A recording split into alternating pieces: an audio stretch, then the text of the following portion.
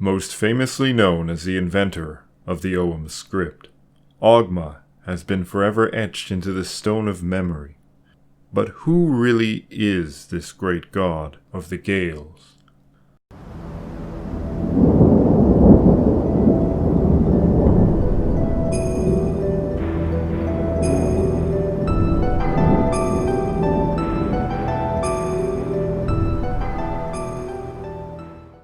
Hi friends, I'm Kevin McLean. If you'd like to support the channel, please check out our Patreon page.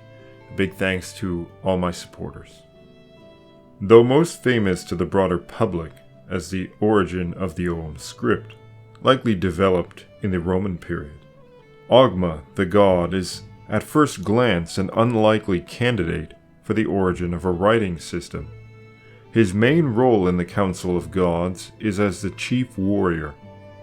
When Lugh arrives at Tara for the first time, it is Ogma that tests his strength by tossing a stone through the wall of the fort that even teams of oxen would not be able to move. Lugh meets the challenge by returning the throw with ease and repairing the wall at the same time. Ogma is suitably impressed and later vows to serve the war leader king as his chief hero. Ogma is said to have taken down the king of the Fomorians, Indech, after Lugh threw a cast at him. But why Ogma, and why does a warrior invent a script? In Gaul, Ogma was known as Ogmios, and he is one of the few gods that the Greek and Roman sources give us a tale about using his own name. He was identified with Hercules by the locals. Lucian gives us an account of this Ogmios. Our Heracles is known among the Gauls under the local name of Ogmios, and the appearance he presents in their pictures is truly grotesque. They make him out as old as can be.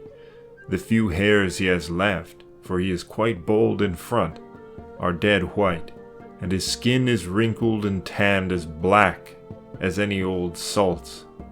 You would take him for some infernal deity, for Harion or Iaptos, anyone rather than Heracles. Such as he is, however, he has all the proper attributes of that god. The lion skins hang over his shoulder, his right hand grasps the club, his left strung bow, and a quiver is slung at his side. Nothing is wanting to the Heraclean equipment. Now I thought at first that this was just a cut at the Greek gods, that in taking these liberties with the personal appearance of Heracles, the Gauls were merely exacting pictorial vengeance for his invasion of their territory. For in his search after the herds of Geryon, he had overrun and plundered most of the peoples of the West.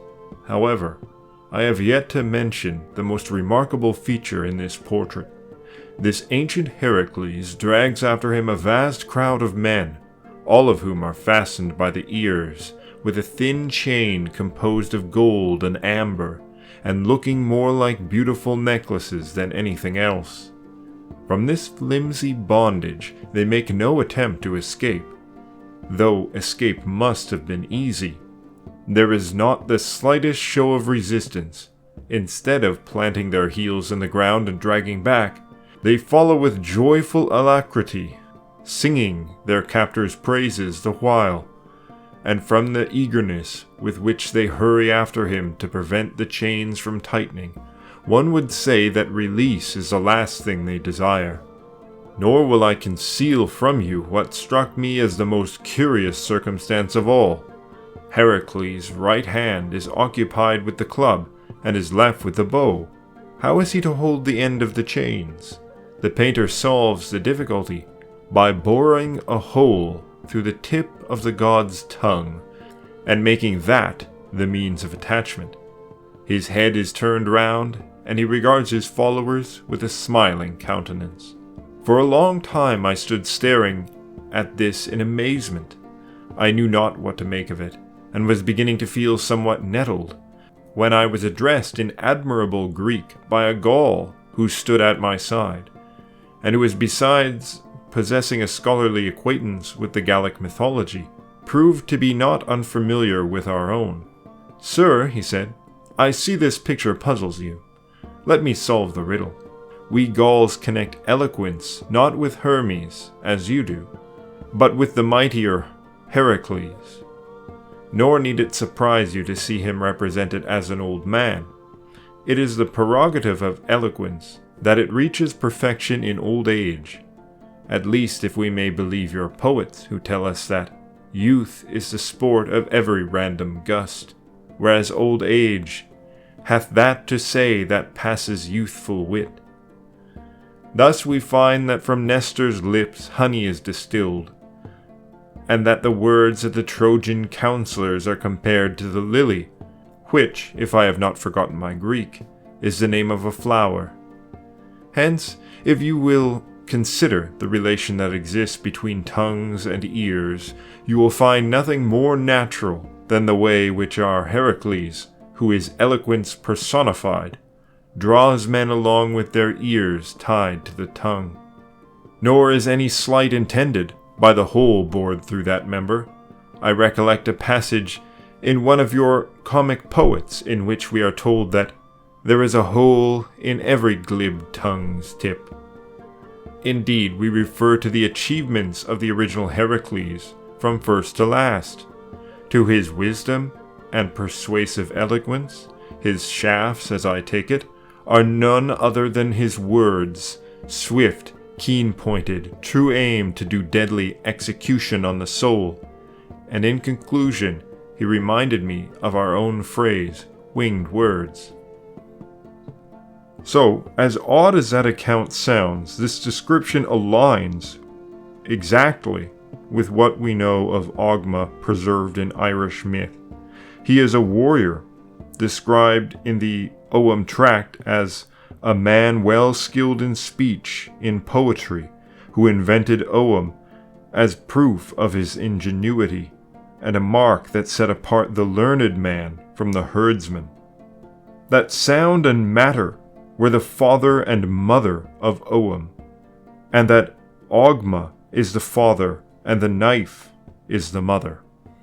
So the fundamental nature of Ogma is connected to sound and speech, and he is repeatedly said to be the father of Turin, otherwise known as Tyrannus, meaning thunder, which of course is very loud. He is said to have written the first Ogham inscription to Lugh to warn him that his wife would be abducted 7 times into the underworld unless the birch tree guard her, a tree connected to fire, sun, and fertility. But its bark was also used in some of the earliest writings in Europe, and it is possible that this was also partly the reason why birch is the first letter in Ogham. Other myths may also relate to this writing aspect. When Bress is king, Ogma is forced to go gather firewood, and wood, of course, was used to carve Ogham in its earliest rendition, and the act of gathering is also related to words like legere in Latin, meaning to read or to gather.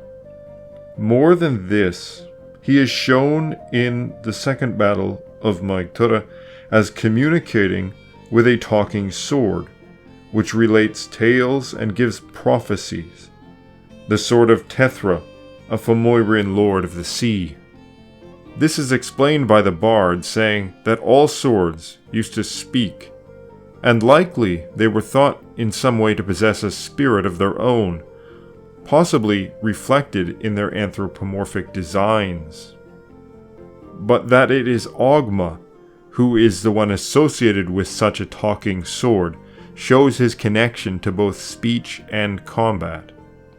Ogma's role is unquestionably as a warrior figure, but what must be understood, as the quote shows, is that these concepts were understood very differently from the Greco-Roman tradition, as one might expect in a society governed by the philosophy of druids and bards.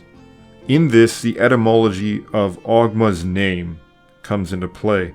It is quite possible that it is derived from an Indo-European word meaning tract, Ogmus, which relates to words like furrow in Greek, and very likely gives us the origin of words like ek, meaning to cut, or meaning a sharp point. And so in some respects he is connected to the very act of cutting, which of course is the origin or father of the Ogham script. Now, most often people consider that Ogma uses a club as a weapon, but this is only the case in Gaul, where he is associated with Heracles, who uses a club. There is no evidence of him using a club in the Irish tradition. He is almost always pictured with a sword. And given the possible etymology of his name linking to cutting, there is no reason to assume that he was originally ever thought to have a club.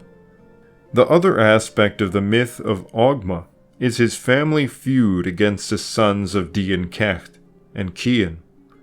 This rivalry leads to the death of Turin and Cian. Yet what is the origin of this rivalry? Ogma is associated with elegant speech. He is also nicknamed Sun Face, might mean he is represented as dark, burnt by the sun, even chthonic, as Lucian suggests. But he is also called Grian Egris, meaning sun cry or sun distress. Now, this is only in a few instances, but it may be that the original nickname Sun Face actually was a derivation of this egris, Grian egris, put together, and so it becomes a word that looks like it means sun face, but actually might mean something like sun's distress, or sun's cry, or sun's alarm. And that alarm is interesting to consider when we realize that he is the alarm that warns Lugh. Because in this, we have to realize that he is the father of Turin, Tyrannus, right? The storm god. And so it's probably referring to his dark face rather than being akin to the sun. So we can look at Ogma versus Dian Cecht. Ogma makes cuts, Dian Cecht heals cuts. Ogma is the father of loud, raging Turin, and Dian Cecht is the father of silent Cian, also called Scal Balv, meaning the stammerer, or the silent hero, or the silent giant. Cian also means distant or ancient, with the idea that he is one who silently covers vast distances. The sons of Turin are likewise connected to speech, with Brian, their foremost representative, likely meaning speech. In these genealogical links, just like in the Greek, we need to understand these as expressing an unbroken chain of interconnected concepts. Thus, Brian is grandson of Ogma specifically because of Ogma's connection to sound and speech. So the family of Ogma and Dian Cecht are set up as opposed in some way, almost opposites. And so it's possible that Ogma, coming from Proto-Indo-European Ogmas, carries a notion of separating, that Cian and Dian Cecht represent linking things together. And in some ways this is reflected in the testing of Lugh by Ogma, where Ogma breaks the wall of the fort, but Lugh repairs the wall. Another son is Karpra, the poet, who like Delbhythe was the son of Ogma and Edain, daughter of Dian Cecht, who is associated strongly with poetry and art.